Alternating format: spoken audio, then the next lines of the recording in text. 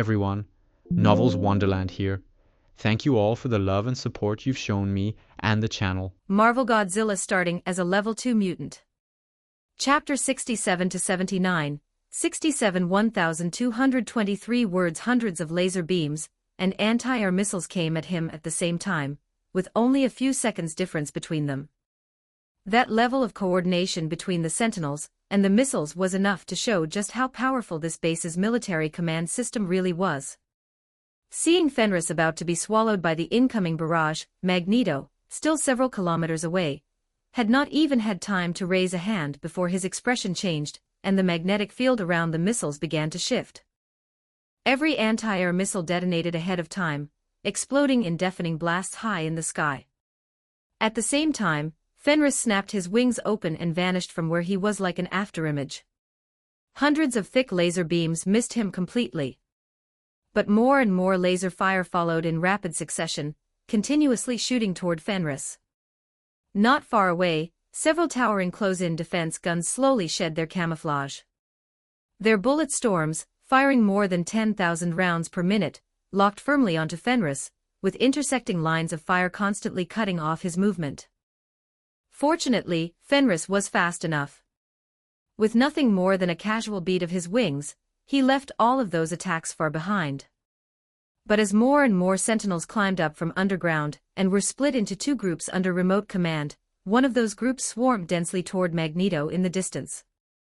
Because of the special environment here, there was nowhere near enough steel for Magneto to use.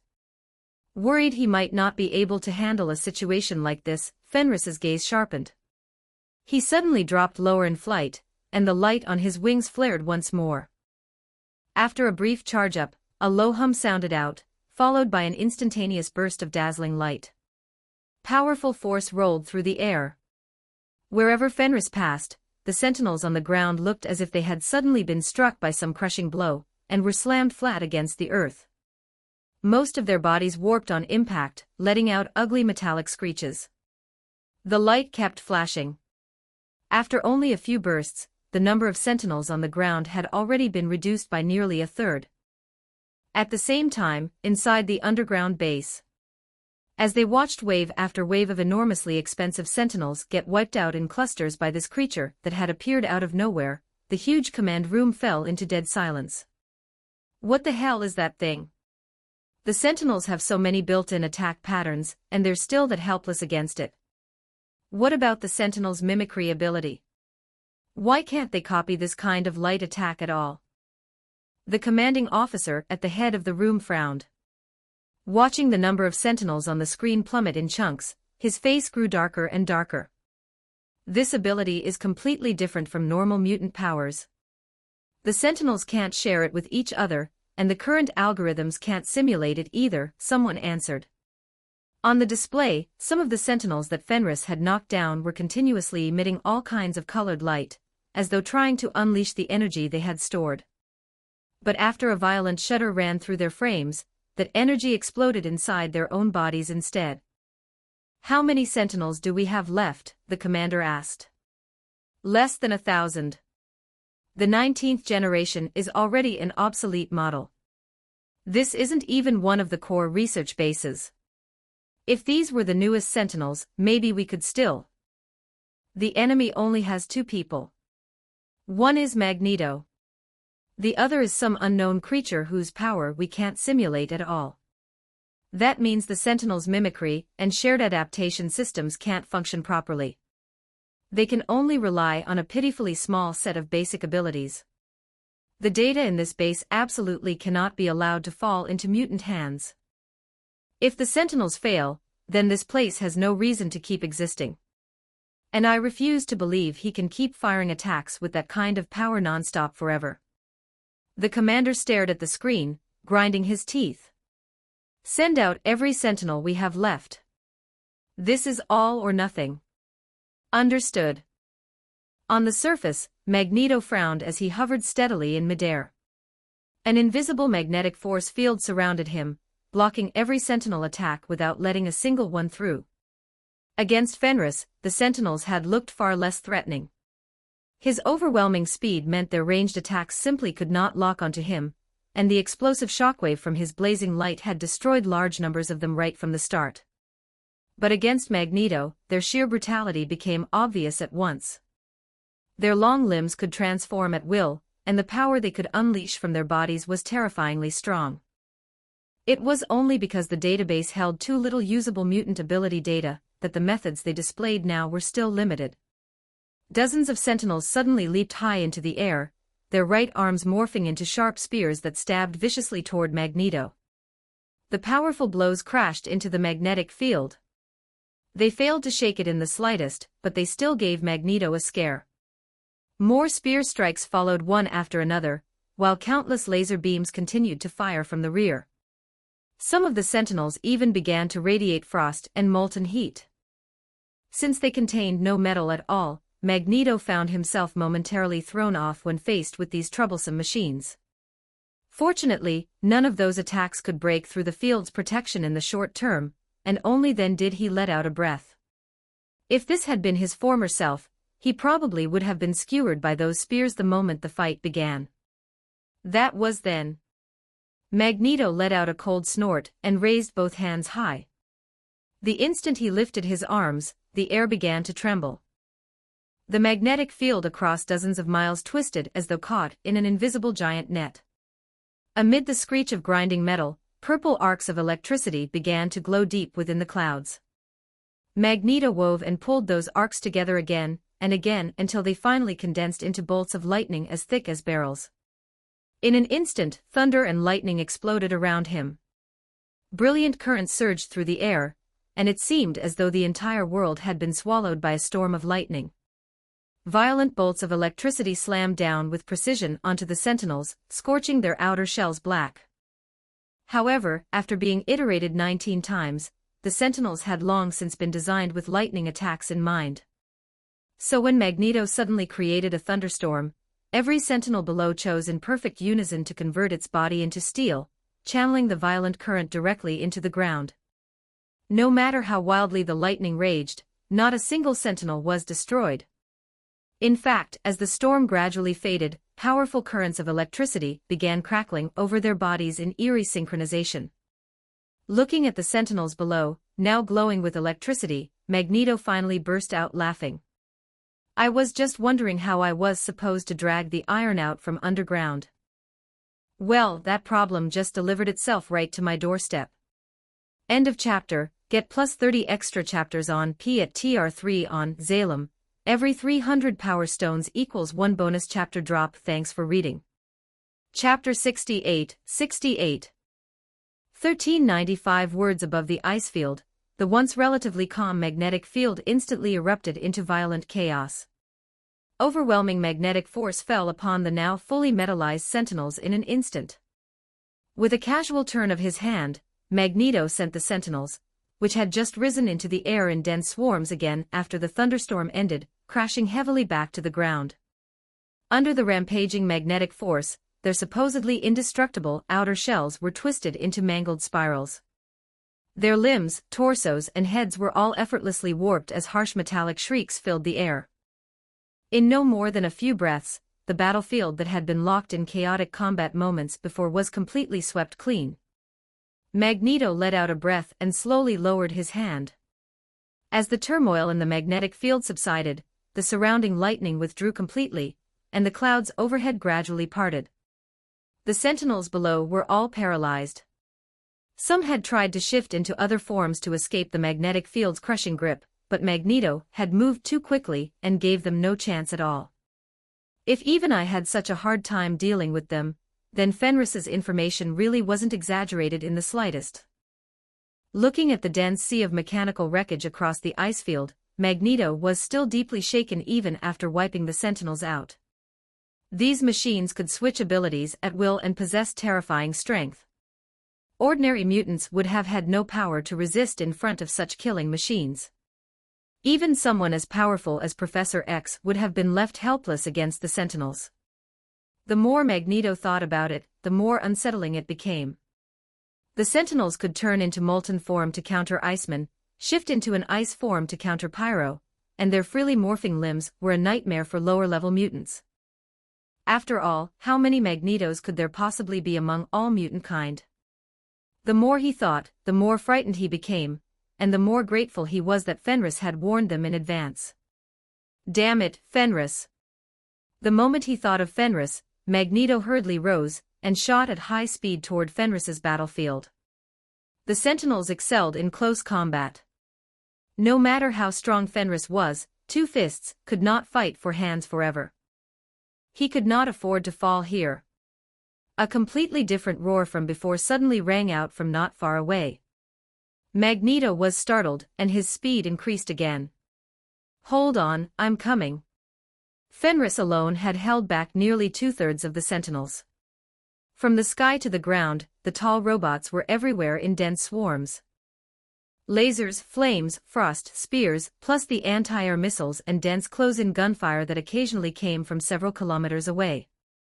All kinds of attacks nearly filled the entire sky.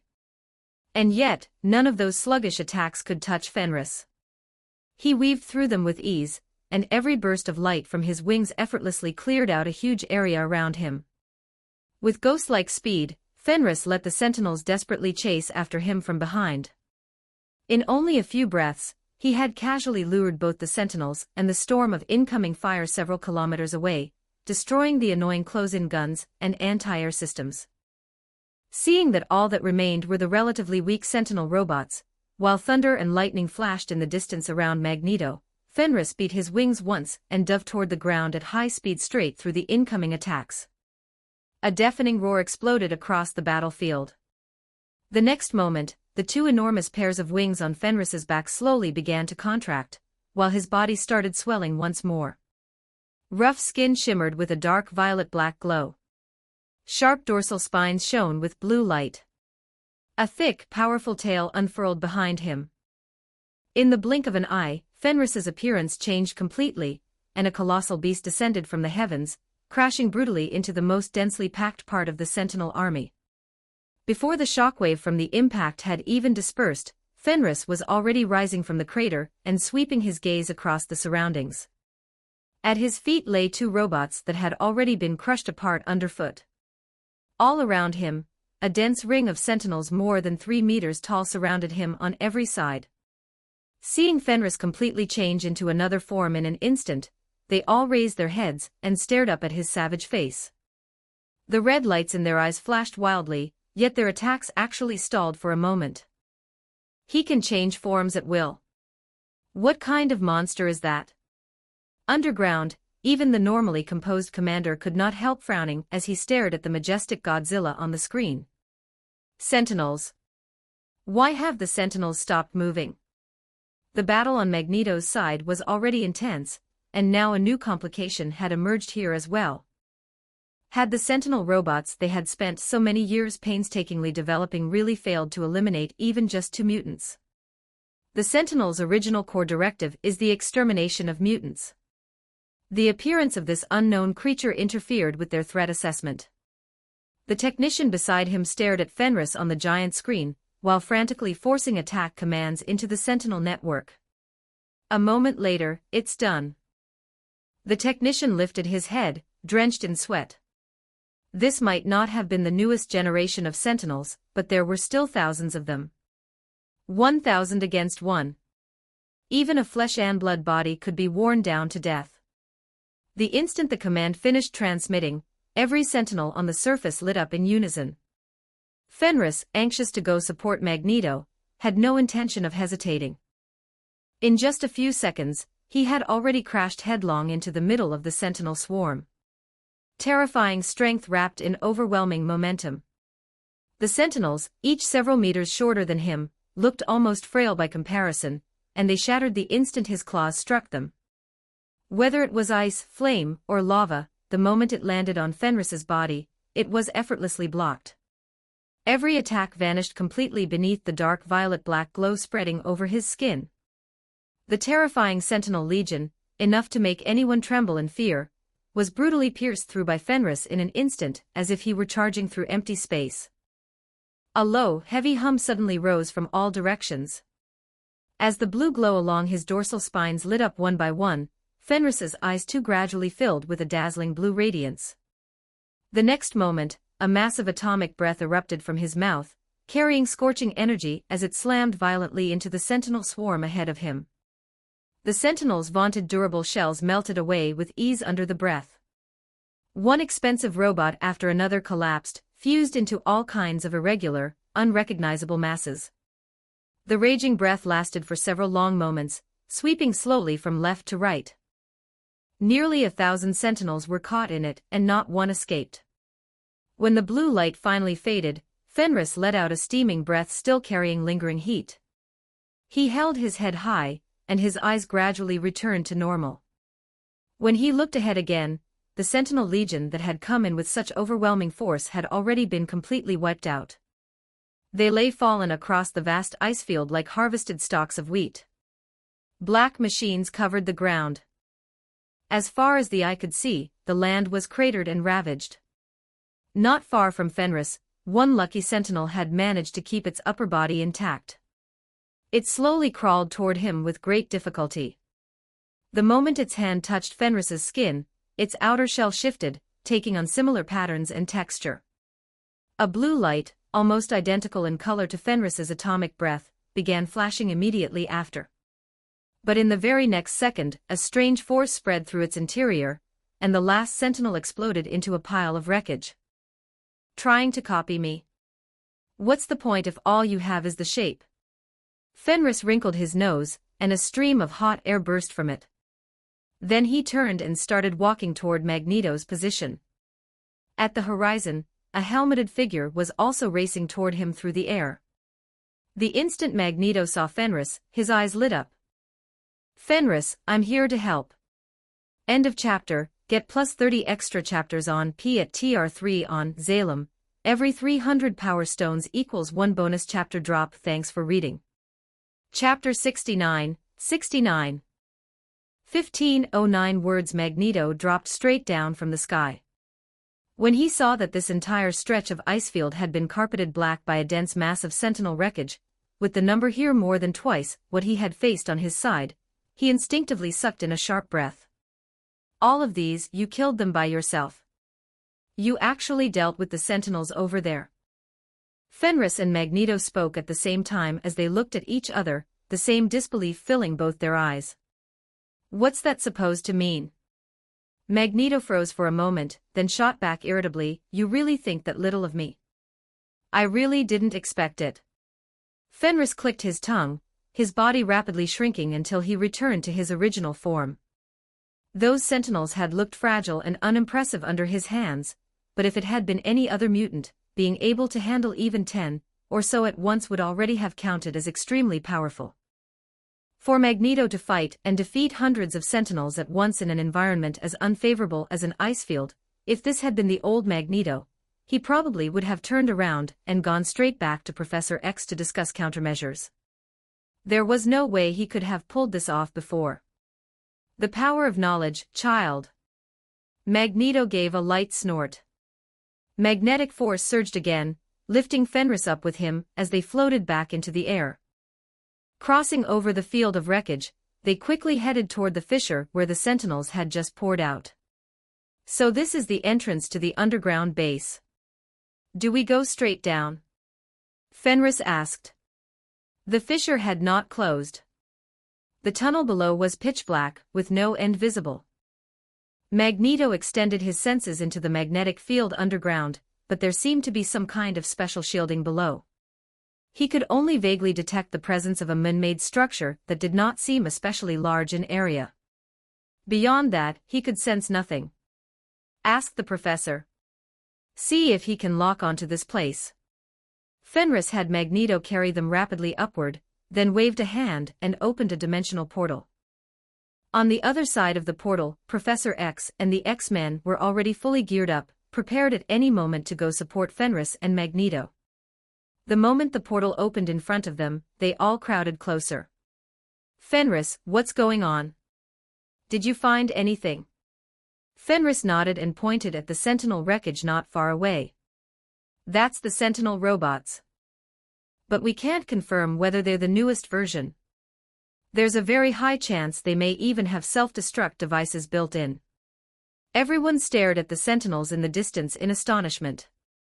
The devastation covering the ground still silently testified to the brutal battle that had just taken place here. Then they looked back at Fenris, calm and collected as ever, and a fresh wave of amazement rippled through the group. "Hank, once you've made full preparations, I'll help transport these robots to the Academy's signal-shielded lab for research. But it would be best if Jean oversees the whole process in case something goes wrong." At that, Hank and Jean both nodded to show they understood. "Professor, could you take a look and see whether you can sense what's going on down there?" Fenris turned toward Professor X, whose face had already grown grim. Professor X frowned. He even pressed 2 fingers to his temple, yet still came up empty. "There's most likely a psychic shielding device installed below. I can't do anything." "In that case, Fenris, the 2 of us should go down there ourselves." Magneto had already expected that result. If the shielding below could even block his senses, there was no way it would have overlooked guarding against Charles. After the way they had worked together just now, he found himself liking the idea of acting alongside Fenris more and more. Powerful, reliable, and reassuring. No one could dislike a partner like that. "Then you'll have to wait a little longer." Fenris waved a hand, about to close the dimensional portal. At the very last instant before it shut, Magneto suddenly lifted a hand. Logan, who had been standing in the back of the crowd smoking a cigar, abruptly lost control of his body, floated into the air, passed straight through the portal, and was yanked to Fenris's side. "What the hell are you?" Logan froze and stared wide-eyed at Magneto. He had just been drinking and smoking in peace, so why had Magneto suddenly kidnapped him to this frozen wasteland where not a blade of grass grew? "There isn't much metal in the Arctic. Bringing you along is useful." Magneto smiled politely, skillfully ignoring the dark look on Logan's face. With a turn of his hand, the 3 of them swiftly passed through the enormous fissure and dropped toward the depths below. Logan was instantly furious. Magneto's power had always hard-countered him. Now that Magneto's brain had apparently gone through an upgrade too, Logan stood even less of a chance against him than before. "What are you looking at, kid?" Logan angrily flicked his cigar aside. Seeing Fenris grinning nearby, he could not help rolling his eyes. "I just thought of something funny."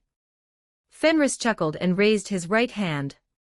Bright light spread from his palm, instantly flooding the pitch-black tunnel with brilliance. The surrounding environment became clearly visible before all 3 of them. Beneath this ice field was almost entirely solid rock. As the 3 of them descended through the air, apart from the occasional natural underground cavity, everything they could see was dense stone formation. Before long, after descending nearly 100 meters, a massive silver-white door blocked their path. "Something's off." Logan stared at the seemingly ordinary door. His nose twitched, and he instinctively extended his claws. "There's danger behind it." More than 1,000 Sentinel robots had already been wiped out, so what danger could still be waiting behind the door? Magneto paused but still slowly raised a hand. A spherical force field immediately formed around him and Fenris. As for Logan, the force field would only get in the way of his fighting. At the same time, the magnetic field for several miles around them became chaotic. At that intensity, any electronic device should have been crippled almost instantly. "This door isn't metal." Magneto glanced at Fenris and shook his head. As he spoke, a powerful repulsive force had already begun gathering in his palm, ready to blast the door open by force. Electromagnetism could manifest in many ways. Using magnetic manipulation to create a controlled electromagnetic repulsion field was far more difficult than simply constructing a magnetic barrier. Even for the current Magneto, that kind of fine control was still taxing. "You're taking too long. Might as well just do it." Logan shot Magneto a look, then let out a cold snort. His 2 claws slashed out in quick succession, and the sharp adamantium sliced an enormous X-shaped cut into the special material door with ease. Logan followed up with a kick, and the heavy door flew open immediately. The atmosphere froze for a moment. Fenris patted Magneto's somewhat stiff shoulder. "Looks like the power of your knowledge still has room to improve." With that, he took the lead and walked inside. Behind the door, there were no sentinels waiting in ambush, and no pre-planted high explosives. It was simply a factory that looked perfectly ordinary. Rows of sentinel robots were lined up on both sides, but these models looked completely different from the sleek, futuristic forms they had just fought outside. They retained a great deal of traditional robot design, and some even had colored wiring exposed on the outside of their frames. Only when he reached the 19th version did Fenris see the Sentinel model they had destroyed most of outside. "Fenris, these are the Sentinel robots you were fighting just now." At some point Logan had come up behind him, staring up at the huge killing machine standing more than 3 meters tall, eyes full of curiosity. "They're even taller than me by this much." Logan clicked his tongue in amazement. Fenris nodded and kept walking. The next moment, a massive machine over 6 meters tall suddenly appeared before his eyes. Completely unlike the 19th generation Sentinel, this version was nearly twice as large. Its head was oval-shaped, its body line sleek and smooth, and its entire frame was covered in dense scale-like plating, giving it a distinctly cold and severe look. Compared to it, the 19th generation Sentinels that Fenris and Magneto had just wiped out could barely even count as small fry. This is... Seeing the giant killing machine that looked almost identical to the one from Days of Future Past, Fenris's heart instantly tightened. At this point in time, they already developed it. End of chapter. Get plus 30 extra chapters on P at TR3 on Zalem. Every 300 power stones equals 1 bonus chapter drop. Thanks for reading. Chapter 70, 12-21 words. Logan and Magneto quickly came up behind Fenris as well. The moment they saw this Sentinel, so completely different from the 19th generation model, both of them froze where they stood. Nearly twice the height, this version of the Sentinel had longer limbs, and a far more intimidating, terrifying appearance. There was no question that it possessed every ability the 19th generation Sentinels had displayed, including mimicry, shared ability data, and the rest. After another round of iteration, it had likely surpassed the previous generation by a wide margin in certain respects. At a glance alone, the difference in threat level between the two was obvious. They were not even in the same class. If this is called a Sentinel robot, then what were the ones you fought before supposed to be? Tilting his head up, Logan realized he was not even as tall as this Sentinel's leg. He reached out and lightly touched its body. The icy shell made him shiver instinctively. If several thousand of these things showed up at once. Just imagining that scene was enough to make a chill crawl down anyone's spine. At best, the earlier ones only count as defective products. Magneto's face had darkened as well. He cautiously stretched out a hand, and when he discovered that he still could not control this Sentinel either, his expression grew even uglier. "Stop staring. This version should still only be in the testing phase, and not in full mass production yet. Otherwise, the ones they sent out to deal with us earlier would not have been those little 3-meter-tall toys." After giving the enormous killing machine one last long look, Fenris turned and continued deeper into the factory. Or there's another possibility. This place might just be one of their completely unimportant bases. Magneto followed close behind Fenris, cold dread spreading through him as he voiced an even more terrifying possibility. Another stretch of silence followed. Even Logan, for once, kept his mouth shut. He clenched his right fist, his 3 claws sliding out and retracting one by one. The bursts of pain helped cut through the gloom pressing down on his mind. In that heavy silence, Fenris took the lead and continued forward through the factory with its nearly 10-meter-high ceiling. A short while later, another massive alloy door blocked the path of the 3 of them.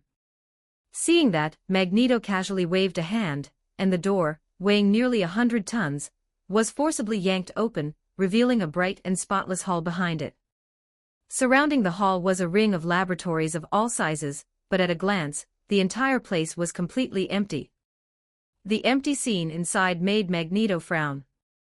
How could a base this large not have any people in it? They're gathered in the deepest part of the base. There are close to 100 people down there. After carefully sensing the life signs around him for a moment, Fenris opened his eyes again. They're probably trying to lure us over there, then die with us. As expected. Magneto let out a cold laugh. This place had felt wrong from the moment they came in. So this was what they had been waiting for. So, are we still going? Logan asked Magneto, though his eyes were on the silent Fenris. With Fenris here, what's there to be afraid of? After tossing out that line, Magneto strode forward without the slightest hesitation. The pressure the Sentinels had placed on him was far too great. Weapons like these were devastating to mutants. He absolutely could not allow them to be formally deployed. Killing people is easy. Saving them is hard. Fenris let out a low sigh. From what he could sense, the combined life force of those nearly 100 people did not even measure up to Logan alone. If nothing unexpected happened, then this trip might end up being for nothing. Just as Fenris was about to head for the command center, a massive crash suddenly sounded from behind, mixed with heavy footsteps. A sharp sense of danger surged through him. Watch out! There was no time to think. Fenris grabbed Logan and instantly vanished from where they had been standing. A harsh metallic grinding sound came from the spot the two of them had just occupied. In the spacious laboratory hall, a synchronized sound of layered armor shifting and opening suddenly rang out. The Sentinel. Fenris snapped his head around. At some point the heavy laboratory doors had shut again, and the base's only newest model Sentinel had silently lit up its eyes. Its right hand had already transformed into a sharp spear. Blood dripped from the spear's tip, spattering onto the floor polished so clean it nearly reflected light. The sight was especially jarring. That thing isn't some half-finished prototype. It can actually move. Logan bared his teeth and clutched his lower back, sucking in sharp breaths through his teeth. At his lower back was a wound sliced open by the spear. It was not especially deep, and under his powerful healing factor, it closed back up within seconds. You bastard, I'll tear you apart. Getting ambushed by a brainless robot, and actually wounded by it filled Logan with fury. He let out a low roar, his two claws snapping out with a metallic hiss, as he leaped high into the air, and slashed viciously at the Sentinel's knee. Not far away, the Sentinel's right hand slowly returned to normal. Its cold eyes calmly watched Logan flying at it, then it lifted its right leg high and brought it crashing down. Logan's claws had not even had time to swing before the Sentinel's long legs struck later, but landed first, slamming into him with brutal force. The sudden, overwhelming impact gave Logan no chance to dodge. A giant foot pinned him hard to the floor, and under the violent shock, a mouthful of blood burst from his lips and splattered across the ground. He flailed both arms helplessly, only to find all struggle was pointless. The Sentinel was too strong. Pinned beneath its foot, Logan could not budge it even by exhausting every ounce of strength in his body. Fenris. The Sentinel's foot lifted high again, then came crashing down once more. Logan's mouth was full of blood, his face flushed red, yet all he could do was weakly raise both arms in front of his chest, and watch that enormous foot descend. A thunderous roar suddenly exploded from nearby, reverberating again and again through the laboratory hall. Before the Sentinel's foot could land, a sharp claw smashed violently into its head. A tremendous force erupted outward and poured straight into the Sentinel's body. Fenris's momentum had not fully dissipated. His claw raked down from above, easily tearing open the Sentinel's tough outer shell and scattering fragments of metal across the floor. Under the heavy blow, the Sentinel's body was hurled backward and crashed into a laboratory several meters away. Logan, that's twice now. Fenris turned back and looked at Logan, who was struggling to climb to his feet. He bared his teeth in a friendly smile. You're welcome. End of chapter. Get plus 30 extra chapters on P at TR3 on Zalem. Every 300 power stones equals 1 bonus chapter drop. Thanks for reading. Chapter 71, 71 12 59 words. I wasn't planning to thank you either. Logan frowned. Just as he was about to get up and help Fenris, a powerful magnetic force suddenly enveloped him and pulled him backward against his will. Magneto, what are you doing? Logan struggled with everything he had, but he could not budge the magnetic restraint in the slightest. Magneto's suppression was even more terrifying than the Sentinels. You stay out of Fenris's fight. Come with me. Magneto's voice allowed no argument as he dragged Logan swiftly toward the command center, where nearly 100 people were gathered. Fenris, I'm leaving this to you. Watching the two of them disappear into the distance, Fenris whipped around, his eyes turning icy as he looked toward the nearby laboratory. After crashing through the lab, the Sentinel quickly climbed back to its feet. Amid the non-stop crash of shattering glass, its massive body rampaged through the laboratory. The damage Fenris had just torn into it was already healing, at a speed visible to the naked eye. When the Sentinel smashed through the wall and appeared before Fenris again, it was already completely restored. At the same time, its body had transformed into something like molten rock, radiating waves of heat, and looking even heavier and more solid than before. Looking at Fenris, who still stood half a head taller than it, the Sentinel did not hesitate for even a moment before charging straight at him. Fenris's eyes sharpened. Wrapping himself in immense momentum, he met it head-on. The two slammed into each other. A violent shockwave burst outward from the impact, and in an instant, every pane of glass in the surrounding labs exploded, scattering broken shards across the floor. Fenris lowered his head and met the Sentinel's utterly emotionless gaze. At the same time, the material covering its body shifted again. Its lava-like shell churned, and in the blink of an eye, it transformed into something eerily similar to Fenris's own skin. Fenris's eyes narrowed at once. He could feel the force coming through its hands suddenly increase by nearly 30%. But the Sentinel's frame also began to tremble slightly, turning unstable in an instant. You're copying me. A nameless fury surged up in Fenris's chest. With a low roar, he snapped both claws shut. His crushing grip exploded outward and literally caved in the Sentinel robot's hands. Fenris stepped back like lightning, twisted his body, and hurled the Sentinel violently into the air. The next moment, the thick, powerful tail behind him lashed out. Its tip ripped through the air with a shrill crack before smashing heavily into the airborne Sentinel. The tremendous force surged into the Sentinel's body.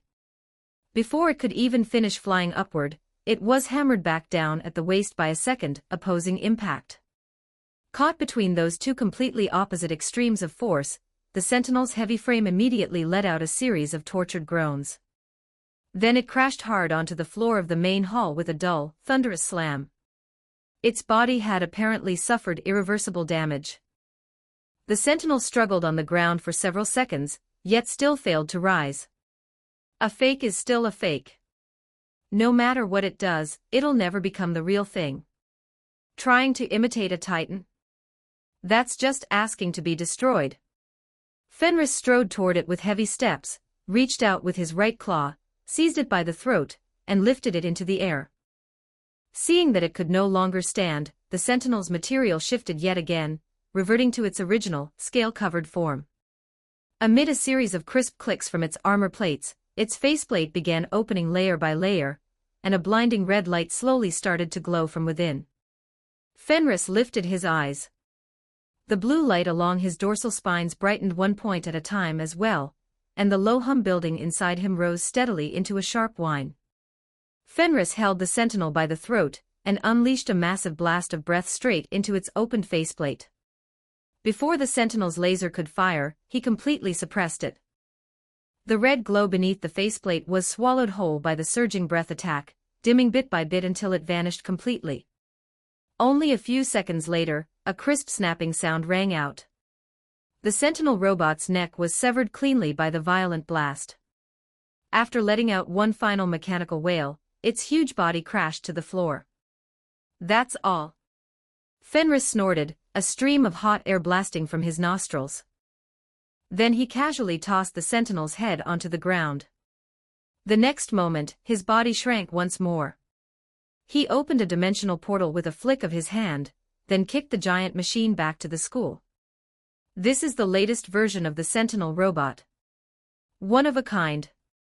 Keep it safe. After giving Hank and Jean Grey one more reminder, Fenris did not dare waste any time. He turned and rushed straight for the command center. How is it? Did you find anything useful?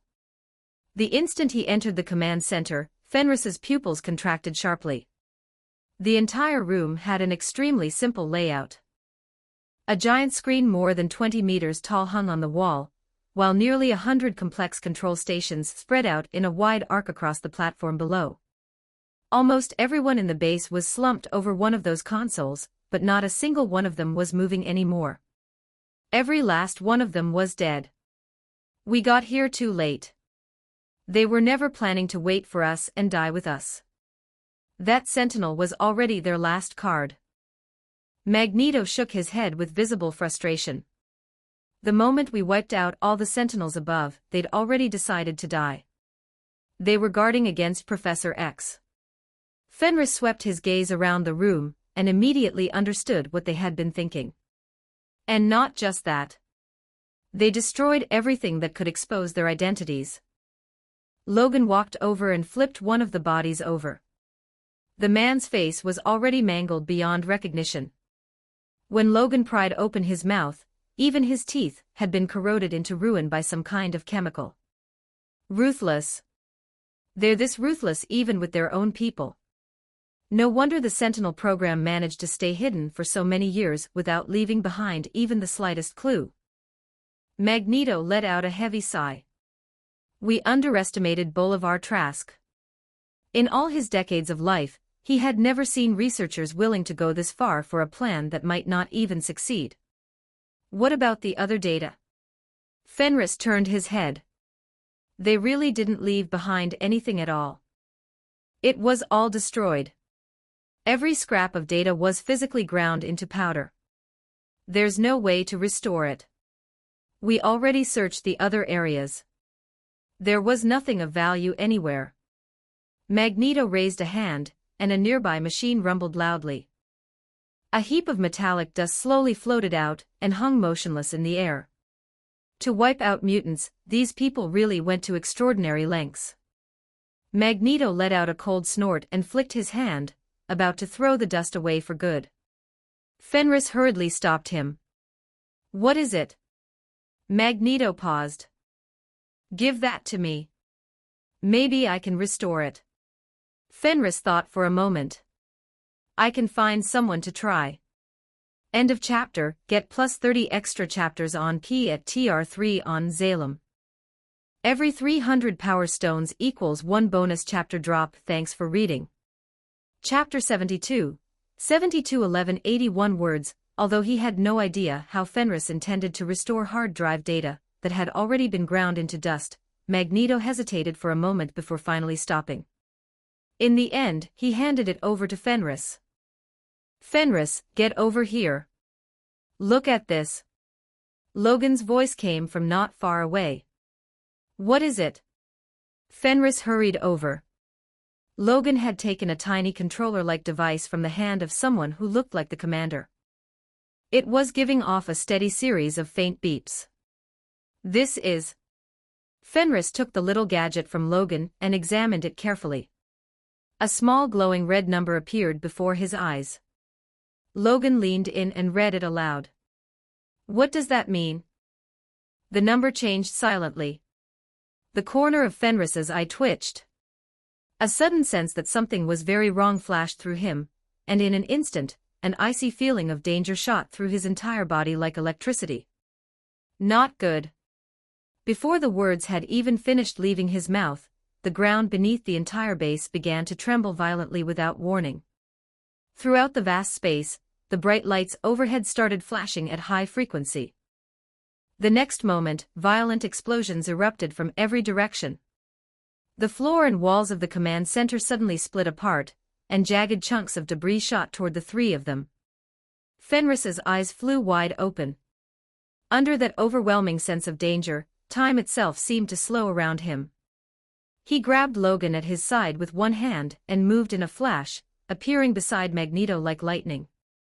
At the same time, a spark-filled dimensional portal opened faster than ever before.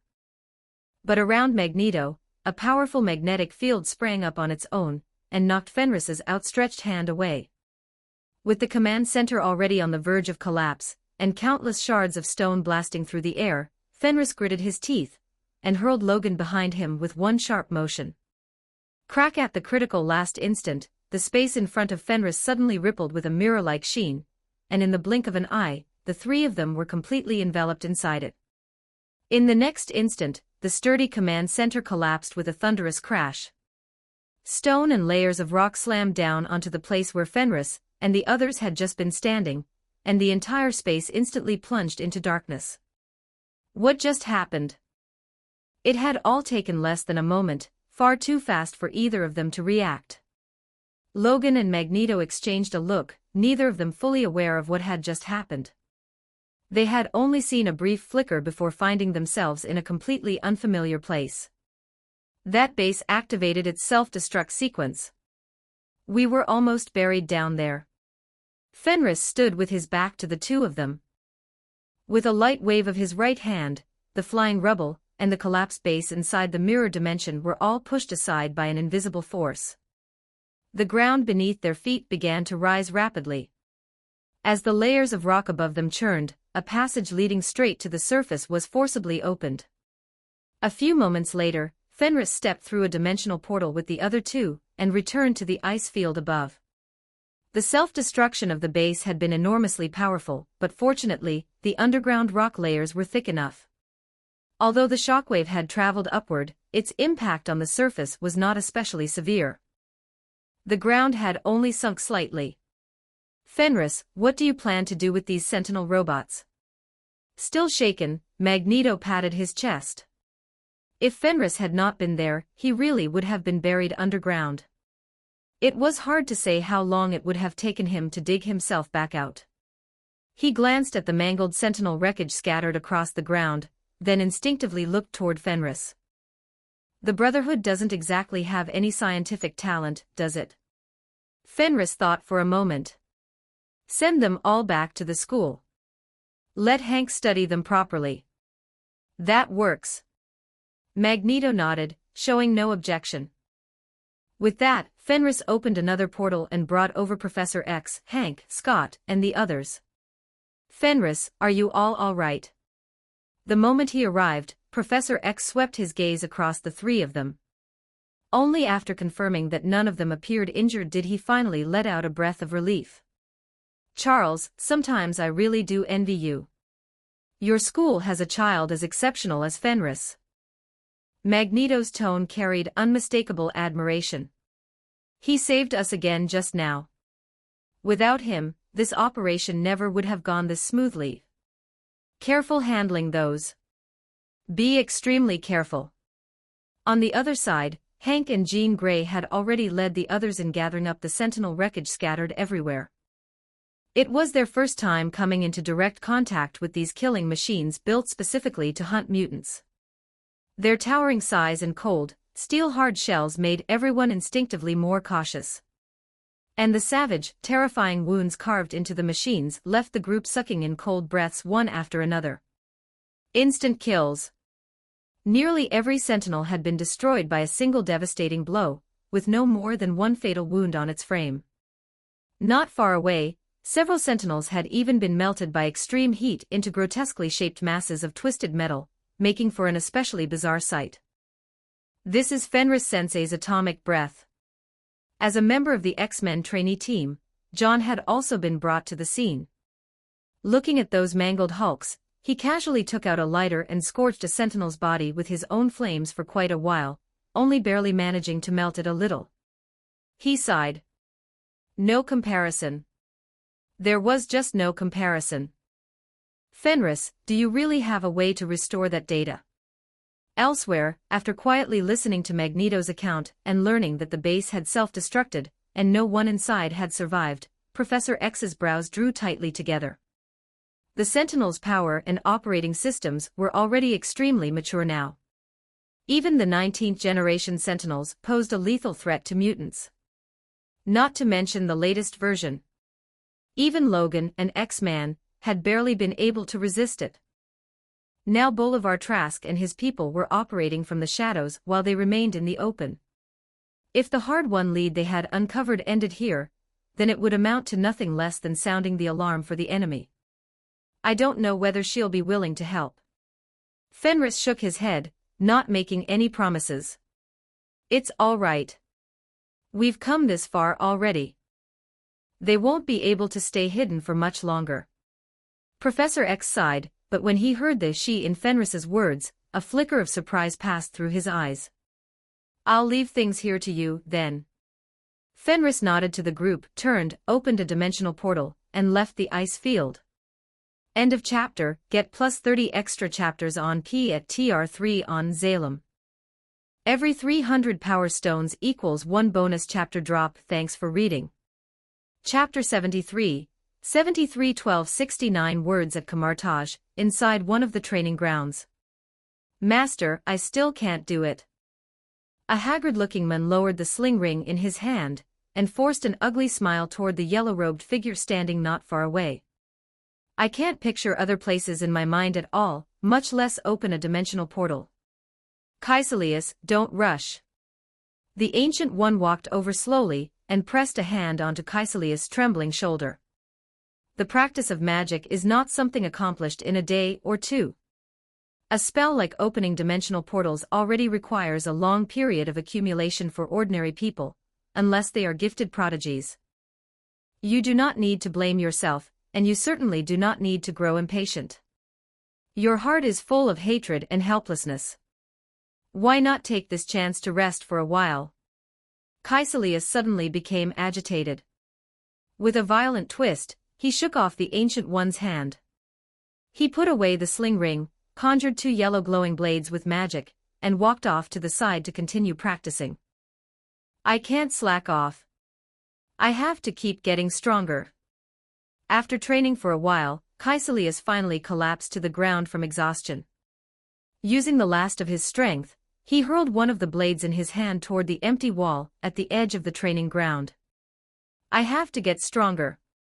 Fenris had just stepped out of a dimensional portal, and had not even had time to react before he saw a blade made of magic flying straight at him. If you want to get stronger, then get stronger. Why are you taking swings at other people? Fenris's eyelid twitched. He caught the blade with a backhanded motion, then flicked his wrist. The blade flew back along its original path even faster, slicing past Kaecilius' neck with perfect precision and drawing a bright spray of blood. Kaecilius. Everything had happened too quickly. Only then did Mordo react, just in time to see Kaecilius clutching his neck and curling up on the ground. It's nothing. It just hurts a little. With Mordo helping him up, Kaecilius struggled back to his feet. Looking at Fenris in the distance, he frowned and asked, "Who is that?" "He's really strong. His name is Fenris. Like you, he's a sorcerer the master brought back from the outside some time ago. He just won't be staying at Kamartaj permanently." Mordo gave a brief explanation, then frowned and lectured him. "I already warned you. When you use spells in the training ground, you need to follow the rules. You nearly hurt someone again. How many times has that been now?" "I'm sorry." Kaecilius apologized obediently, but his eyes remained fixed on Fenris's back without blinking. "You came." Sensing that the aura around Fenris had gained yet another familiar trace, the smile on the Ancient One's face deepened. "Who was that just now?" Fenris tilted his head and glanced back at Kaecilius. He had never seen this man before, and there was something strange about his aura that made Fenris instinctively dislike him. "His name is Kaecilius. He's a sorcerer who only recently came to Kamartaj. He is talented and has a bright future." The Ancient One praised him warmly, clearly holding the new sorcerer in high regard. "So he's the one." Fenris froze. After discovering that the Ancient One had been secretly drawing power from the dark dimension, Kaecilius had stubbornly concluded that she had betrayed him. Later, after becoming one of Dormammu's followers, he was the one who personally killed her. "Yes, that's right. The Ancient One interrupted him before he could finish speaking, then smoothly changed the subject. You came to see me so suddenly. Did you run into some confusion while studying magic? We ran into some trouble recently. Seeing that the Ancient One clearly had no intention of saying more, Fenris decisively shut his mouth. The two of them left the training ground side by side. After briefly explaining the Sentinel robots and everything that had happened earlier, Fenris finally got to the reason he had come. We can't let Bolivar fully complete his research on those Sentinel robots. So I was thinking, could magic be used to restore the data that was completely destroyed? Once they entered a private chamber nearby, Fenris waved his hand and took out the powdered remains of the data storage. The Ancient One looked at what Fenris had brought out. Her gaze lingered on it for a second or two, and then, as though she had suddenly understood something, she let out a knowing laugh. What do you mean by that? Seeing her strange reaction, Fenris asked in confusion. The Ancient One pulled out a folding fan from behind her back and waved it lightly, something unreadable flickering in her eyes. Fenris, you've been studying magic for a while now. Have you ever heard of any spell that could restore these things? The sudden question caught Fenris off guard. Wouldn't time manipulation through the Eye of Agamotto make something like this easy? As expected. The Ancient One stared at Fenris's eyes without blinking, taking in his reaction completely.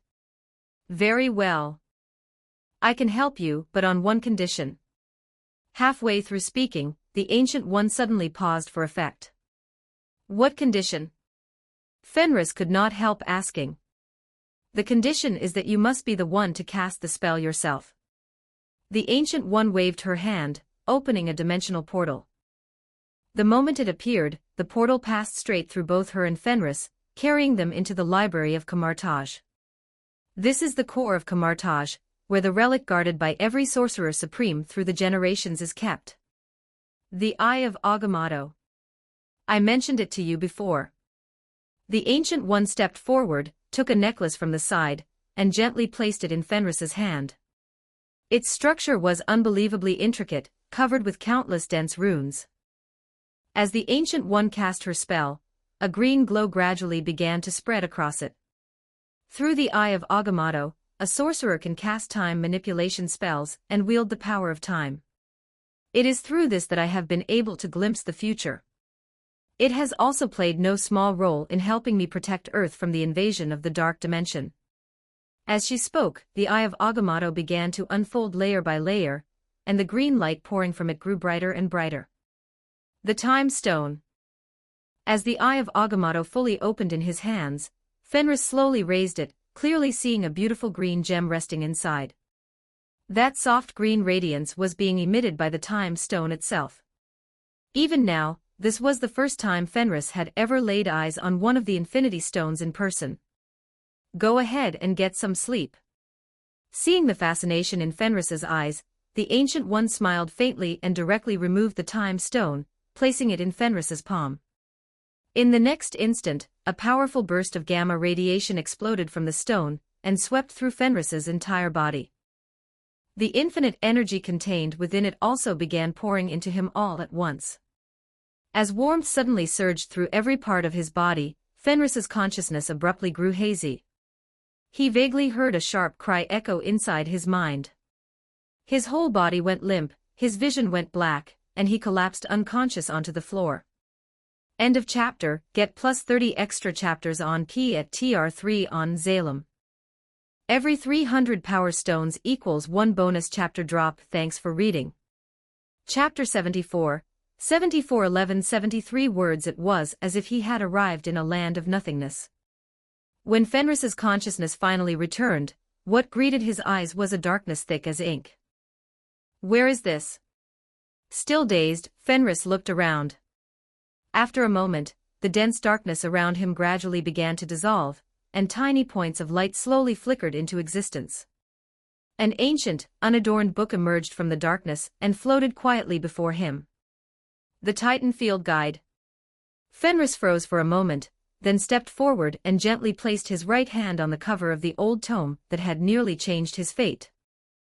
The instant he touched the Titan Field Guide, Fenris suddenly heard two heavy breaths above his head, booming like thunder.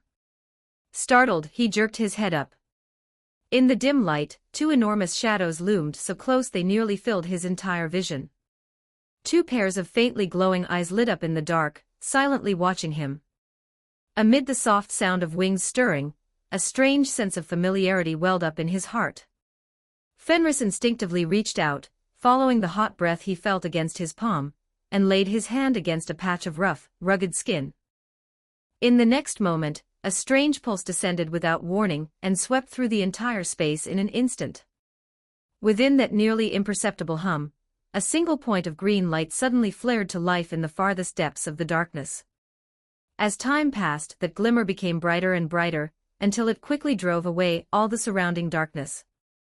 A gentle green radiance covered everything nearby, and the figures of the two giant beasts were finally revealed before Fenris's eyes.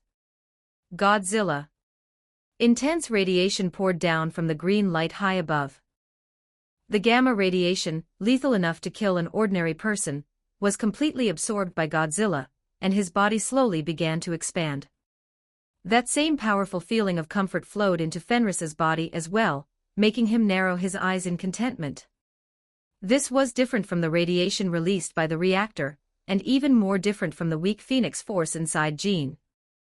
The power released by the time stone naturally carried a deadly kind of attraction, making Fenris unable to resist devouring it greedily. After an unknown length of time, Godzilla let out a satisfied belch, closed his eyes, and lazily curled up his enormous body. He rubbed against Fenris, then settled beside him and quietly fell asleep. Mothra drifted down lightly onto Godzilla's back. She spread her two long wings and quietly covered his massive body. Within her beautiful compound eyes, the savage shape of the giant beast beneath her was reflected with perfect clarity. The flickering light from above continued to descend.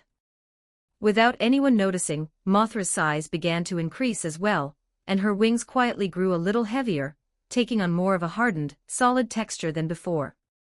At the same time, the plume-like antennae on her head were tinged with threads of dazzling green light, making them appear even more brilliant. But as time passed, that radiance gradually faded away, as if everything that had just happened had only been an illusion. As all the changes slowly disappeared and the green glow of the time stone began to fade, with everything around them on the verge of sinking back into darkness, Mothra suddenly let out a soft cry, gently pulling Fenris's consciousness out of that overwhelming sense of comfort. "What is it?" Fenris slowly opened his eyes, but before he could react, he felt his consciousness blur once again.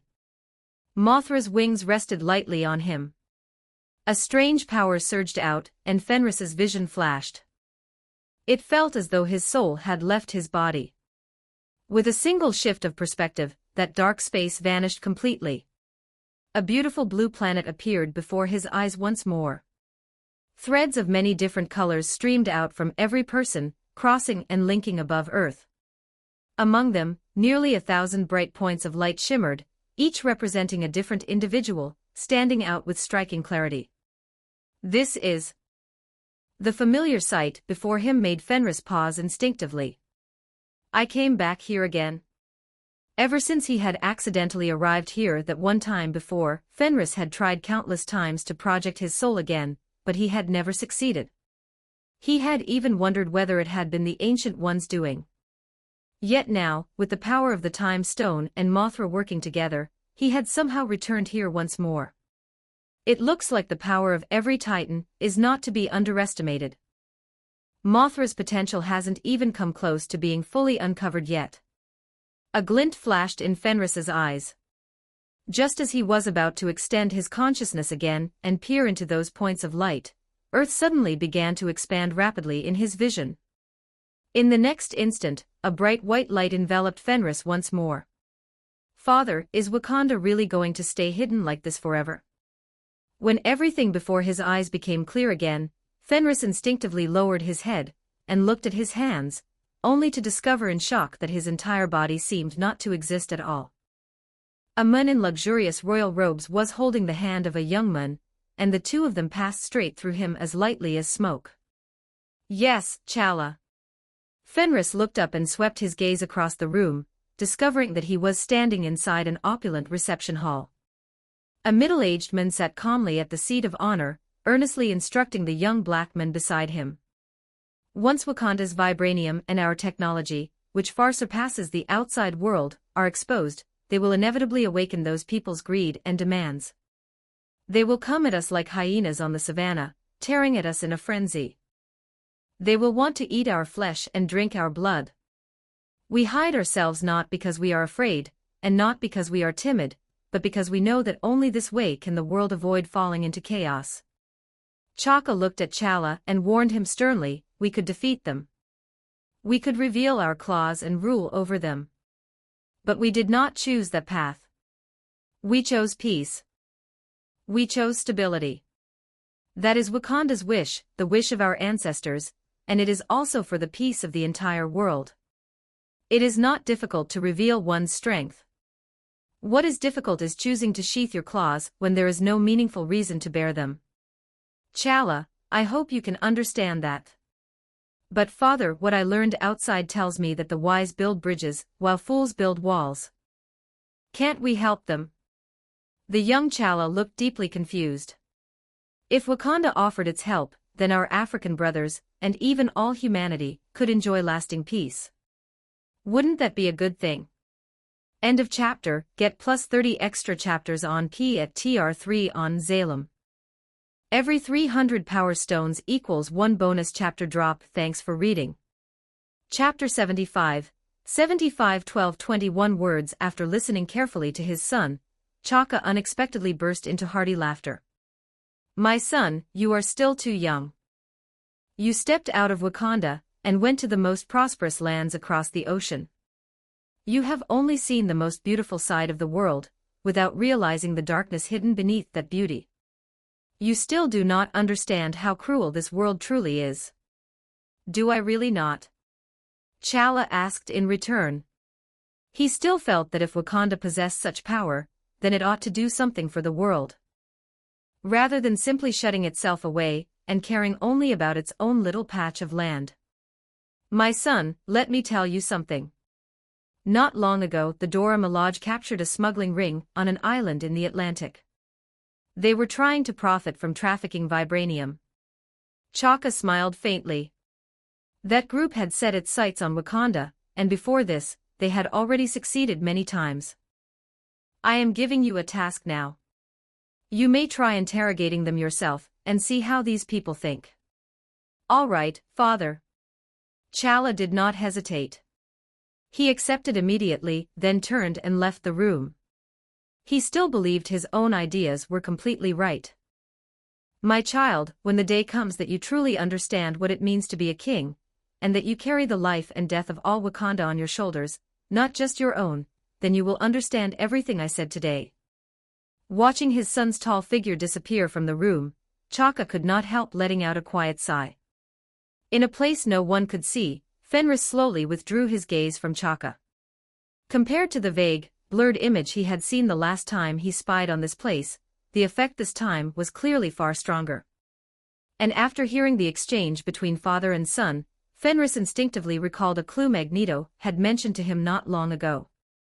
Following a few scattered traces, members of the Brotherhood had also tracked down a secret smuggling ring tied to the Sentinel program, one that had been moving a mysterious material out of Wakanda. So there are actually this many people on Earth keeping an eye on vibranium. Fenris could not help murmuring in surprise. He had thought Wakanda's secrecy was nearly flawless. As the reception hall gradually fell silent, a faint buzzing sound rose, and Fenris's vision was once again swallowed by white light. Sir, all information related to Mr. Fenris gathered over this period has now been compiled. You may review it at any time. Accompanied by a pleasant mechanical male voice, Fenris found himself once more inside a luxurious mansion. A rosy-faced man sat casually in a chair inside the lab, continuously adjusting a device that looked like part of a leg armor assembly. Jarvis, what do you think of this mysterious Mr. Tony never stopped moving his hands as he asked the question without even turning around. Sir, my answer is, Fenris is very strong. Jarvis's reply was brief. Very strong. Tony arched a brow. That's it. Full name, Fenris Ethereal. At age 19, he awakened his mutant ability. His body could grow spikes and claws resembling those of a marine iguana, and he possessed fairly good regenerative ability. A marine iguana. Tony let out a surprised sound. It was a kind of lizard that could live underwater, looked fierce, but was actually herbivorous. Yes, sir. Seeing that Tony was busy, Jarvis dutifully began reading Fenris's file aloud. After being captured for several months by a biological genetics research institute called Alkali, Fenris's abilities underwent a dramatic transformation. His strength and speed surged, and after transforming, his height exceeded 2 meters. With these mutated abilities, he nearly slaughtered everyone inside a heavily guarded military base by himself. Afterward, he intervened during the Liberty Island incident and displayed even greater power, though the data from that event is incomplete. A few months later, Xavier's school was subjected to a targeted military operation. Fenris intervened again. At that time, his transformed height had already approached 5 meters, and he demonstrated an even stronger long-range attack method. With that method, he single-handedly stopped an elite force and wiped them out completely. At that, Tony frowned, and his hands stopped moving. Pull up the footage. Yes, sir. As Jarvis's voice fell, a segment of satellite footage appeared before Tony. In the video, a massive stream of blue breath melted countless armored vehicles into slag in a very short time. Then, without losing momentum, it nearly pierced straight through an entire forest. At the sight of it, Tony's eyelids began twitching violently. As a genius physicist, he simply could not imagine how a living organism could possibly release that level of energy. That makes no scientific sense. Tony ran a hand over his slick-back hair and frowned as he thought for a long moment. What, did he grow up eating nuclear bombs? That possibility cannot be ruled out, sir. After seriously analyzing it for a moment, Jarvis replied, "You may want to look at this as well." The Stark satellite feed suddenly switched to the Arctic ice field. Watching nearly 1,000 robots spread across the ice plain get wiped out by a single blast of Fenris's breath, Tony fell silent again. After thinking it over again and again, Tony suddenly slammed a hand down onto the table. That kind of temperature is impossible for an ordinary biological body to withstand, let alone spit out through its mouth. What does he think he is, a flamethrower? Standing off to the side and silently spying on all of this, Fenris could not help glancing at Tony. Then what's the point of me even building Mark II? After replaying the footage several times without blinking, Tony suddenly looked a little defeated as he turned toward the leg armor unit, which was already in a fairly advanced stage of completion. Even if the suit is built, would it be able to handle an opponent like Fenris? After analyzing for a few seconds, Jarvis gave the answer without hesitation. Unless you carry a large arc reactor on your body and fire all of its energy at once, there is only then a possibility of injuring the target. Of course, that assumes the target does not move and simply stands there allowing you to attack. Jarvis added the last part. Tony sighed. Jarvis, that last sentence really didn't need to be said out loud. Yes, sir. Jarvis obediently agreed. Look into the background of those robots Fenris was dealing with just now. Send Fenris a message and tell him that if he needs backup, I can step in to help. After thinking for a moment, Tony gave another instruction.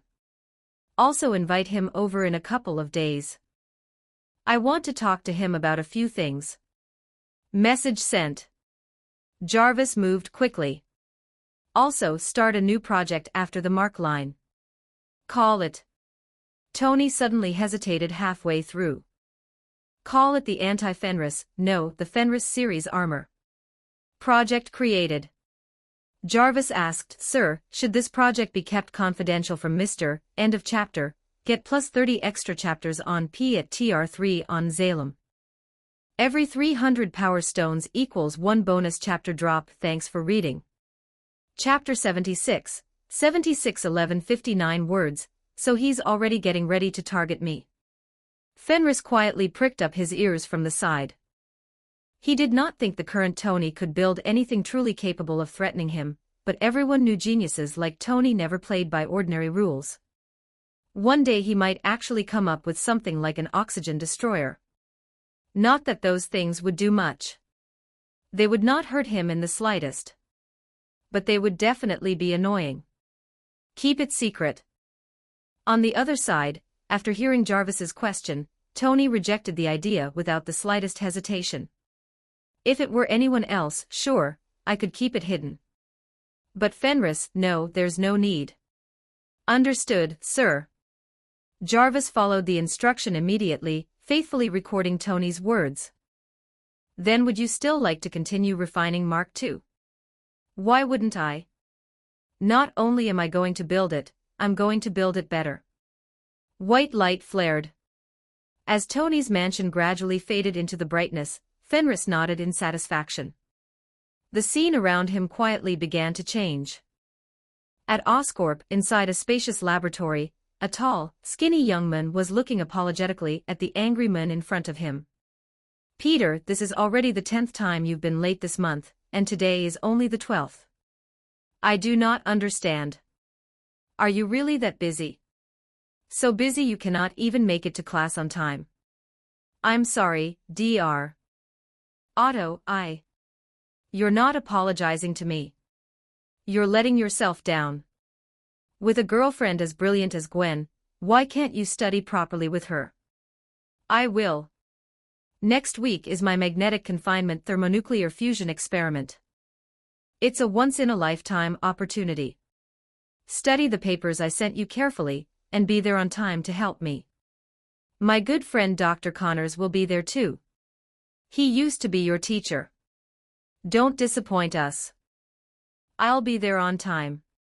Poor little Spider-Man. Because of his identity as Spider-Man, Peter's normal life had already been seriously disrupted. Watching the dejected teenager get scolded into drooping silence, Fenris could not help giving him a sympathetic look. The next moment, a strange pulling force came over him, and the scene around him changed once again. This ability would be perfect if it were just a little easier to control. As the number of observations increased, Fenris felt his head growing heavier and heavier. The mild dizziness from before was also becoming much stronger. Betty, all the data left in the Culver University lab has already been taken by Ross. Everything irrelevant was destroyed. I can only keep running. A somewhat familiar voice sounded not far from Fenris. After thinking for a second, Fenris remembered Bruce Banner, the man who had dropped out of the sky and landed on his car. He had not expected to run into him here again. The surroundings were an old, somewhat shabby apartment. Bruce Banner was hunched over an old computer, frantically searching for something. A tall blonde woman sat quietly a short distance behind him, her brows tightly knit. Banner. Actually, before those people got to the lab, I already made a backup of the files. Betty hesitantly took out a flash drive and handed it to him. I hope one day this can help us find an answer. That's incredible. Banner took the flash drive with obvious delight and tucked it into his clothes like a treasure. With this data, I can go find Mr. With his brains added to mine, we'll definitely find a way to solve the Hulk problem. Banner, I really think you should try talking to my father. Betty stood up and sat down face to face on Banner's lap, her warm breath brushing against him. If we keep running like this, when are we ever going to actually be together? Looking at the beautiful face so close to his own, Banner's breathing immediately quickened. He wanted to kiss her, but the violent pounding of his heart in his chest made him grit his teeth and push his lovely girlfriend away instead. Ross only wants my cells. He only wants to turn them into a weapon. I don't have a choice. Banner forced himself not to look at the disappointment in Betty's eyes and awkwardly changed the subject. A bitter atmosphere began to spread between them. Banner hung his head and pretended to stay busy, aimlessly clicking the mouse in his hand. Then suddenly, in an image attached to a news report about mutants, a somewhat blurry figure caught his eye, and Banner instantly straightened up. What is it? Betty noticed the change in him at once and asked. I think I just. Banner enlarged the picture several times, narrowed his eyes, and leaned close to the screen. A figure he remembered vividly suddenly surfaced in his mind. I think I just saw a ghost. Seeing Banner make such a big fuss, Fenris rolled his eyes in disdain. At least little Spider-Man had a smart, beautiful girlfriend like Gwen. Banner had it much worse. His girlfriend was right there beside him, and he did not even dare touch her. One's more miserable than the next. After muttering that, Fenris found the world around him changing rapidly again, as white light flared once more. A golden pyramid lying dormant underground. A colossal warship sailing through the cosmos. A magnificent cluster of palaces beneath the starry sky. Dazzling scenes flashed before his eyes one after another. Countless figures appeared in those visions, only to vanish again almost instantly. In just a few breaths, it felt as if endless streams of information were pouring into his mind. The pressure Fenris was enduring kept rising, and intense pain spread from his head through his entire body, making him collapse to the ground uncontrollably. Again. Fenris's face twisted in pain. Seeing the next scene beginning to take shape around him, he slammed a fist against his own head, but still forced his eyes open, unwilling to miss even a single image. Before the white light in front of him had fully faded, an earth-shaking roar reached his ears first. This is...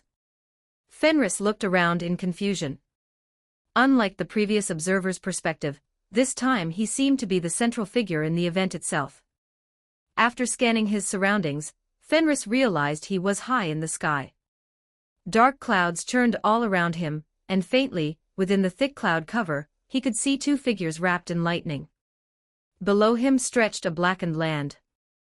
It looked as though it had just been through a brutal war.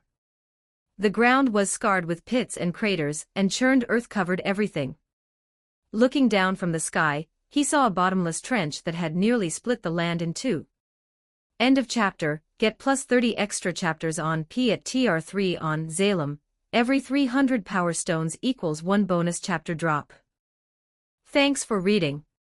Chapter 77, 1155 words across the heavens and the earth, countless towering robots filled the battlefield in a dense swarm, moving with astonishing speed as they streaked through the sky. Another army of sentinels. Fenris was startled. The thunder rumbling in the distance, the red laser beams slicing across the sky from time to time, and the sudden eruptions of frost, fire, and hurricanes all felt utterly unfamiliar to him. If everything he had just seen was happening in the present, then when exactly was this battle taking place? Could it be that while he had gone to see the Ancient One, the X-Men, and the Brotherhood had joined forces again, and gone straight for the Sentinels' main base? But nearly all the Sentinels filling the sky and earth were the newest models, packed so densely that they seemed endless, even more numerous than the ones at the Arctic base. Why would Professor X and Magneto choose to go to war now? Before Fenris could think any further, a violent rush of wind roared past him, and a powerful feeling of weightlessness suddenly swept through his body. His heart jolted.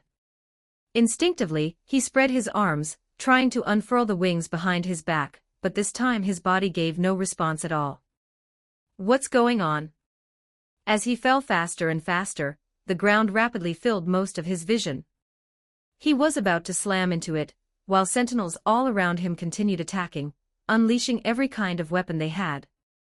Fenris narrowed his eyes and instinctively curled his body inward. But in the next instant, a silver object glowing with a familiar blue light suddenly entered the corner of his vision. That's the color of atomic breath. Fenris froze.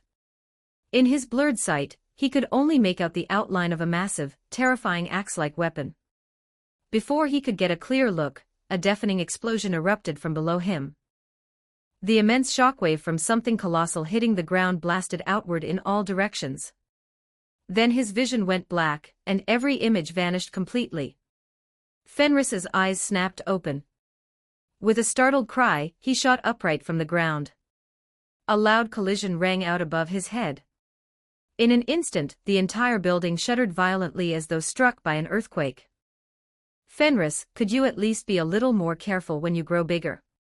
If you smash the reactor room we just finished building, the whole school is going to be in trouble. A somewhat helpless voice came from not far below him. Fenris paused, then looked down just in time to see Hank's blue figure, dressed in a heavy protective suit, busy with something off to the side. Fenris slowly craned his head forward, looking completely lost. At some point, he had already turned into his Godzilla form. Hank's sturdy body did not even come up to his knee, making Hank look absurdly tiny by comparison. Wasn't I at Kamartaj? And the time stone, what happened to those files?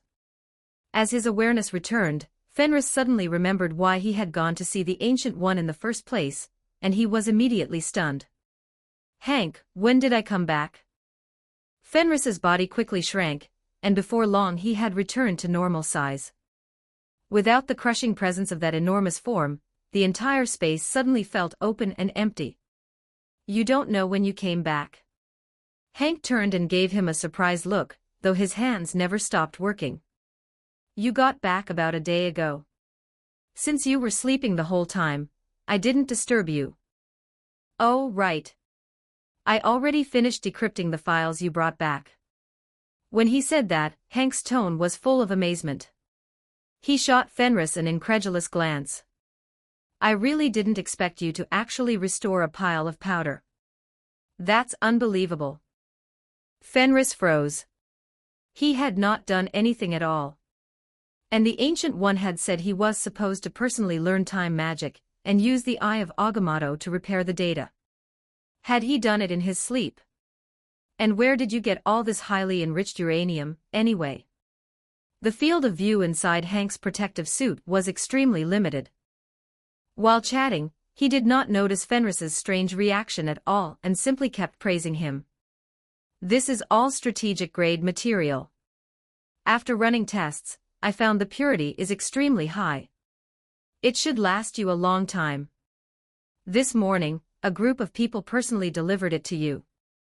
With this stuff, your growth in strength might be even faster than before. Moves that fast?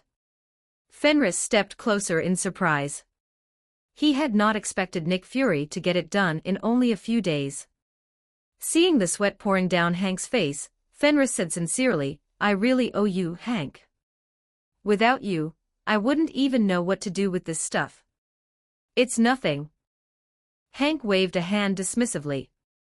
Though honestly, I think this building may need to be torn down and rebuilt. You're growing so fast that sooner or later this place won't be able to hold you. Fenris smiled. Oh, right, Hank. Suddenly thinking of something, Fenris changed the subject and asked, the Sentinel wreckage should have all been brought back to the school by now. How's your research on it coming along? Those robots. At that, Hank suddenly sighed, his voice full of frustration. The material used for their outer shells is extremely unusual. It has powerful morphing properties and excellent durability. Ordinary attacks can't damage it at all. If it weren't for someone with power like yours, or high-temperature breath attacks, normal mutants wouldn't be able to do a thing against them. Then Hank patted his chest, sounding full of confidence. But in the end, it's still just a special material. Give me some time and I'll definitely come up with a way to counter it. No need to worry about that. Then we'll be waiting for good news. Fenris smiled faintly. After waving a hand, he disappeared from the spot. Magneto and Professor X are still at the school. But in the scene I saw, mutants were clearly already fighting those new generation Sentinel robots. As he walked, Fenris kept turning it over in his mind. But Hank's reaction had made one thing perfectly clear: Professor X and Magneto had not launched a direct assault on Bolivar's base. When it came to something as critical as the life and death of mutants, the two of them had, almost without discussion, both chosen caution. So either everything I just saw was an illusion, and Tony, Black Panther, Little Spider-Man, all of it was fake. The images from that battlefield still refused to leave Fenris's mind. Suddenly, a bold idea surged into his thoughts. End of chapter. Get +30 extra chapters on P at TR3 on Zalem. Every 300 power stones equals 1 bonus chapter drop. Thanks for reading. Chapter 78, 1355 words inside the conference room at Xavier's school. Magneto and Professor X were seated neatly side by side. Across the thick wooden table, a black man wearing an eye patch sat calmly in holographic projection under the two men's fixed stares. Nick Fury. As you said, Fenris once made a deal with you. In exchange, you were to help investigate the details of the Sentinel program. After pausing deliberately for a moment, Magneto looked at Fury's calm, unflinching expression and spoke first. Since you've uncovered a new lead, then go ahead. Let's hear it. Faced with Magneto's overwhelming presence right from the start, along with Professor X sitting quietly beside him with a mild smile and saying nothing, Nick Fury still felt an invisible pressure crashing down on him, even through a hologram. The two men across from him were not harmless old gentlemen. As the two most renowned mutants alive, the recognized leaders of mutant kind at this stage, both Professor X and Magneto possessed unquestionable power and influence. Fury had never expected that he would only be coming to see Fenris, yet not only would he fail to find Fenris, he would end up facing both of these men at once. Very few people in the entire world would ever receive this kind of treatment. Gentlemen, I came here for Fenris. He traded me a piece of information concerning S life or death. Fury answered word by word. Even as he spoke, however, his presence did not weaken in the slightest. Before I receive Fenris's definite commitment, I also need to act responsibly for S. Director Fury, since you are already sitting before us, I trust you now understand something about the Sentinel program. Professor X lifted a hand, stopping the frowning Magneto. To guard against my abilities, these mechanical monsters use a hive mind. Once activated, they are very difficult to stop. I believe that with your strategic insight, you cannot possibly fail to see the danger hidden behind this program. At a time like this, there is no meaning in scheming against one another here. If we continue hiding things from each other, it will only lead to mutual destruction. Don't you agree? Professor X looked at Fury calmly. When Fenris was sent back yesterday, the person who returned him told me that he is at a critical moment right now. I cannot allow you to disturb him. Falls into danger because the deal Fenris made with you has not yet been fulfilled, then as his friend, I can personally take action and solve your problem in his place. The instant Professor X finished speaking, Magneto was visibly startled and turned to stare at his old friend. You're actually willing to make that kind of promise for Fenris? Hearing that, even Fury on the other side straightened in his seat and adjusted his posture, looking again at the old professor who usually kept his sharpness hidden. A man who had climbed to Fury's position was certainly no fool. He had raised conditions only to negotiate better terms for himself. But no matter what, he had never expected Professor X to change his usual style so completely and become this decisive. Your word is worth 1,000 gold. Naturally, I believe you. Fury said it without the slightest hesitation, as if afraid Professor X might change his mind, locking the promise in place immediately. If Professor X was truly willing to help, then forget a crisis at S. If Fury wanted several several could appear in this world. I'm not doing this only for Fenris. I'm doing it for the future of mutant kind as well. Professor X shook his head lightly. Fenris held a special place at the school. He was not formally one of the X-Men, yet he had rescued both the X-Men and the school from disaster multiple times. Even if he were only an ordinary teacher at the school, Professor X did not feel that making a promise for Fenris, or paying some price on his behalf, was anything difficult. More importantly, with such a powerful existence constantly watching over Fenris from the shadows, even if every mutant fell to the Sentinel robots, there was no way Fenris himself would come to harm. But ordinary mutants were different. They did not possess Fenris's power. They had no one to rely on. Their abilities were often weak, and when sudden crises like these came crashing down on them, they could do nothing except be swept along helplessly. In Professor X's eyes, truly powerful individuals would always be the minority. The vast mutant population was the real future of mutant kind. Director Fury, the fate of countless people rests in your hands and mine. I hope you won't cling to your own secrets and hide everything away. Professor X cast Fury a light glance. Fury's eyes flickered, but under that unmistakably threatening gaze, he still nodded and said sincerely, "Of course." The battle in the Arctic between Fenris and Magneto drew a lot of attention. Because Magneto's reputation precedes him, those people didn't dare entertain any improper ideas. But aside from him, there were still many curious eyes turning toward Fenris.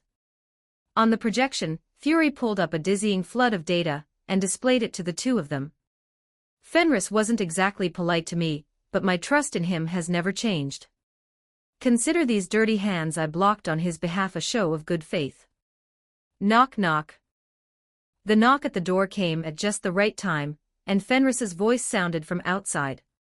"Professor, I'm here to pick up the restored data from Hank." "You're awake." Professor X immediately lifted a hand and called out, "We can discuss the data later. Come in first." "When you come into my office, how come you never remember to knock?" Watching Fenris sit down nearby, Fury's hologram could not help muttering under his breath. Then he noticed a dangerous glance sweep across him, and the gloom on his face vanished instantly. He squeezed out a smile. "Fenris, the highly enriched uranium has already been delivered to you, so S is taking the credit for saving Tony Stark. Suit yourself." Fenris waved a hand dismissively. The two of them had always been getting what they wanted. Fury wanted the reputation. Fenris wanted the practical gain. Everyone came out satisfied. "Fenris, we've already gone through the restored data." Professor X spoke up. "Thanks to you, this time we gained quite a lot." Fenris leaned in at once. "Mainly the data on the latest Sentinel models." Magneto picked up the thread. He understood this kind of material much better than Charles did. The material used in these Sentinel robots is primarily a polymer-based organic substance. A new kind of polymer with no prior record. It contains no metal, so it is affected only minimally by magnetic fields. At that point, Magneto was visibly annoyed. Their bodies are made up of nearly 100,000 scale plates. Beneath the surface are almost 1,000 moving components. They can repair themselves, and they can also open up to facilitate the firing of laser weapons. Their primary capability is adaptive mimicry. They operate through something like a hive mind structure, which means they require no manual control. That gives them extremely high autonomy, and makes them completely unafraid of Charles's abilities. But at the same time, it also makes them easier to lose control of. They're a dangerous double-edged sword. Their internal databases are fully shared, allowing them to store enormous amounts of mutant genetic information. In addition, the Sentinel design also incorporates nanotechnology, enabling them to transform at the molecular level. Nanotechnology. Fenris was suddenly shocked. Tony Stark's nanotech armor was still who knew how many years away from becoming reality, and yet the military's Sentinel program was already putting that technology into practical use. This Bolivar Trask was actually an even greater genius than Tony Stark. End of chapter. Get plus 30 extra chapters on P at TR3 on Zalem. Every 300 power stones equals 1 bonus chapter drop. Thanks for reading. Chapter 79, 1248 words. That's obviously impossible. Nanotechnology hasn't been applied to Sentinel robots on a large scale yet. Magneto caught the source of Fenris's surprise and explained, "Before we launched our sudden strike, their Sentinel robots were being iterated at a rate of roughly once every 3 years. Whether it's nanotechnology or the various materials used for the body, everything is still in the exploration stage." Fenris nodded, then asked, "So do we have any way to counter the Sentinels yet?" These machines were designed from the start to be highly targeted. Until Hank's research produces results, it'll be very difficult for us to come up with an effective countermeasure. Magneto shook his head. Now that they know we've discovered their plan, they'll definitely accelerate their research. They're in the dark and we're in the open. It'll be very hard for us to keep up with their pace. Once this war begins, it's destined not to end easily. If we want to gradually seize the initiative, then the only way is to dig out every last one of their bases and wipe them out completely. But our biggest problem right now is that we have no idea where their main base is. Professor X let out a sigh and rolled his wheelchair out from behind the table. Now that the Arctic base has been destroyed, they'll hide themselves even more carefully. If we want to drag Bolivar out with precision, it'll be next to impossible. Even a clearly non-core Arctic research base had been outfitted with countless psychic shielding devices. Even with Cerebro, a full carpet search by Professor X would require an enormous amount of time. Who says we can't find them? Listening to the three of them openly discussing everything in front of him, while he repeatedly failed to get a word in, Nick Fury seized the first opening he saw and finally spoke, drawing all their attention to himself. What do you mean? Fenris turned and looked at Fury's hologram. Kid, there are a lot of things brute force can't accomplish. But that doesn't mean power can't. If it can't be done, that only proves one thing: your clearance isn't high enough. Nick Fury smiled slightly, unable to hide the satisfaction in his eyes. As it happens, I'm exactly the man with clearance high enough. As he spoke, he projected a huge world map into the middle of the conference room. Immediately afterward, several large red markers were highlighted by Fury.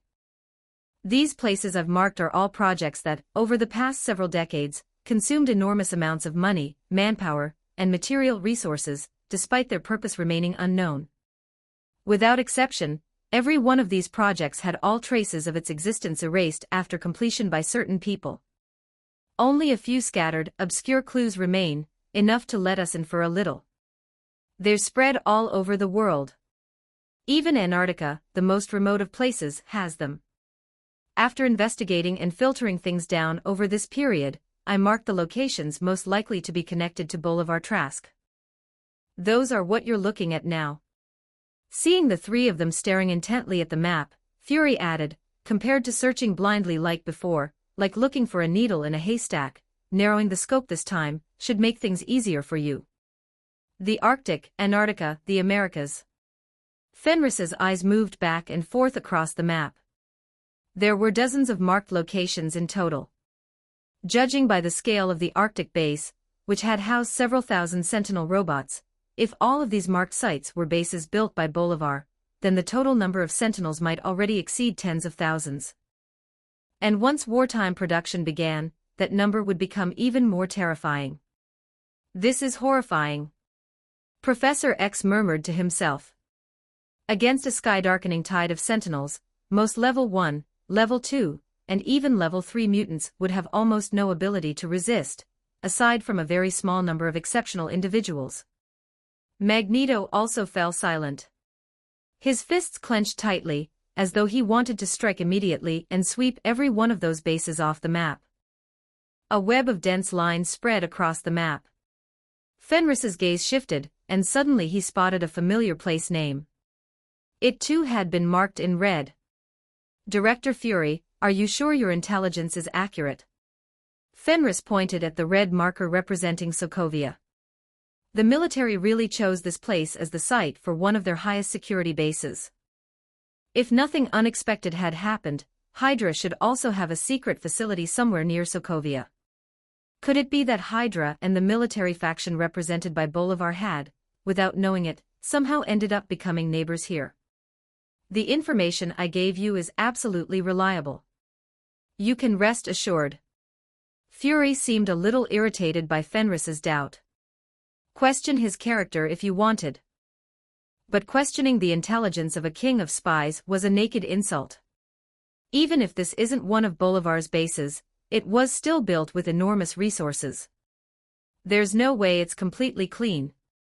Fury's was obvious now, and he finally showed his hand. There are a lot of things I'm not in a convenient position to do. But you and Magneto don't really have those kinds of restraints. If you go take a look, no one can stop you. Director Fury, with that much scheming in your head, be careful you don't eventually scheme yourself into a trap. Fenris gave Fury an expressionless glance. Fenris, you misunderstand me.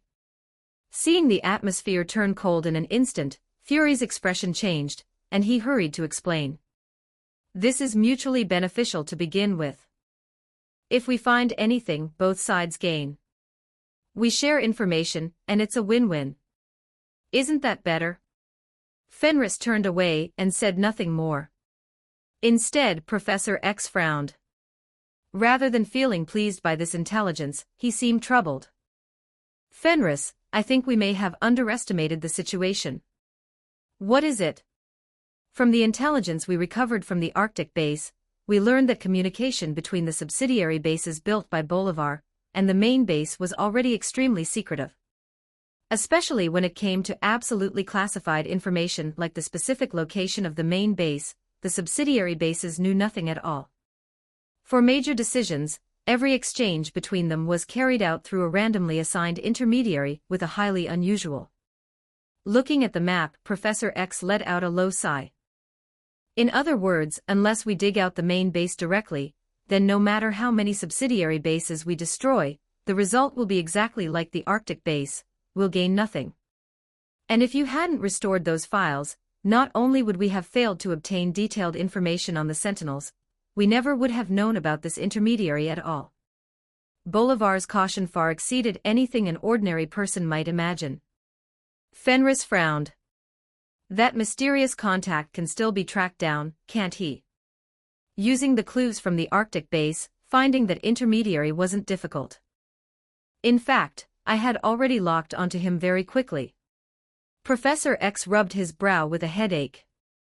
But earlier today, that person, along with the smuggling group from Africa, seemed to be deliberately captured by someone. They disappeared almost at the same time. The trail went cold again. End of chapter.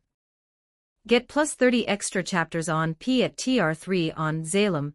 Every 300 power stones equals 1 bonus chapter drop. Thanks for reading. Don't forget to like and subscribe to Novels Wonderland.